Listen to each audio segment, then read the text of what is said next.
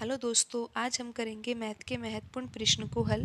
Question में दिया है कि यदि किसी वस्तु के अंकित मूल्य पर 30% की एक छूट और 20% तथा 10% की क्रमिक दो छूट के बीच में जो अंतर है वो कितना है, 144 रुपये है। तो हमें ज्ञात करना है वस्तु का अंकित मूल्य क्या है।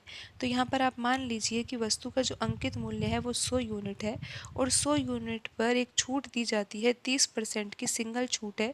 तो 100 यूनिट पर अगर 30% की छूट दी जाएगी तो वस्तु कितने रुपए में बेची जाएगी, 70 यूनिट में बेची जाएगी। तो यहाँ पर छूट कितने की दी गई है, 30 यूनिट की छूट दी गई है। तो यहाँ पर अब आपको इतना तो समझ में आ ही गया है। और यहाँ पर दूसरे छूट का प्रकार क्या है, ये क्रमिक छूट है, लगातार छूट है। पहले 20% छूट है, उसके बाद कितनी छूट है, 10%। तो यहाँ पर अंकित मूल्य तो अभी भी 100 यूनिट ही है, लेकिन 100 यूनिट पर छूट पहले कौन सी दी जा रही है, 20%। तो यानी कि 20 यूनिट की छूट दी जा रही है और वस्तु का जो मूल्य है अब क्या हो जाएगा, 80 यूनिट हो जाएगा। फिर उसके बाद 10% की छूट दी जा रही है, तो अब ये 80 यूनिट क्या माना जाएगा, अंकित मूल्य माना जाएगा। और 80 यूनिट पर 10% की छूट दी जाएगी, यानी कि 8 यूनिट की छूट दी जाएगी और वस्तु का मूल्य कितना हो जाएगा, 72 यूनिट हो जाएगा।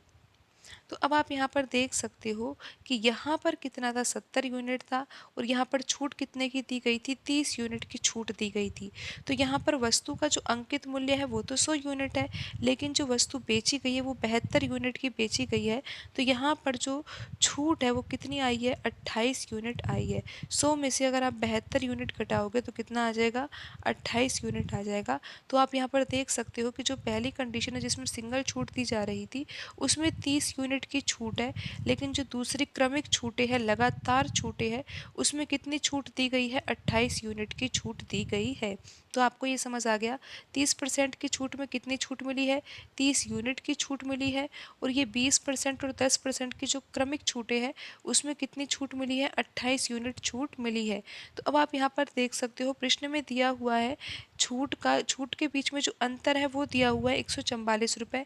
और यहाँ पर जो छूट का अंतर आ रहा है जो हमने निकाला है उसमें कितना आ रहा है, 2 यूनिट का अंतर आ रहा है। 30 में से 28 घटाओगे तो 2 यूनिट आ जाएगा। और ये प्रश्न में किसके बराबर दे रखा है, 144 रुपये के बराबर दे रखा है। तो 1 यूनिट की वैल्यू कितनी आ जाएगी, 1 यूनिट की वैल्यू आ जाएगी 72 रुपये। हमें ज्ञात करना है वस्तु का अंकित मूल्य। वस्तु का अंकित मूल्य हमने माना है 100 यूनिट, तो 1 यूनिट 72 के बराबर है। तो 100 यूनिट किसके बराबर होगा, 72 का गुणा 100 से करेंगे और ये आ जाएगा 7200 रुपये।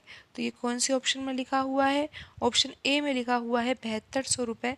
तो यही सही आंसर होगा। आज की वीडियो में इतना ही, मिलते हैं अगली वीडियो में। धन्यवाद।